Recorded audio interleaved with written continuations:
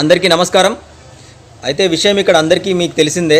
మొన్న ఈ మధ్య నందిగామలో ఒక పునుగులు అమ్ముకునే ఒక బామ్మగారిని నేను మోసం చేసి హైదరాబాద్కి వచ్చాను కదా, ఎక్స్ట్రా డబ్బులు తీసుకొని. అయితే నేను నిన్న హైదరాబాద్ నుంచి నందిగామకు వెళ్ళి ఆమె డబ్బులు ఆమెకి ఇచ్చేసి వచ్చాను. అయితే ఇక్కడ విషయం ఏంటంటే, ఆ బామ్మగారికి నేను ఎక్స్ట్రా డబ్బులు ఇవ్వాలని చూసినా సరే ఆ బామ్మగారు తీసుకోలేదు. ఆమెకి ఎంత వస్తాయో అంతే తీసుకుంది.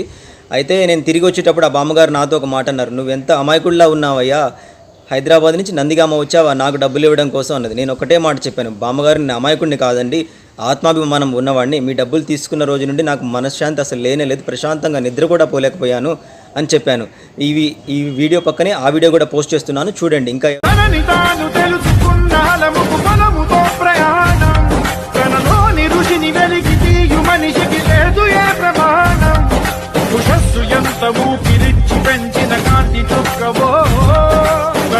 వెలితి వెతికి తీర్చవచ్చు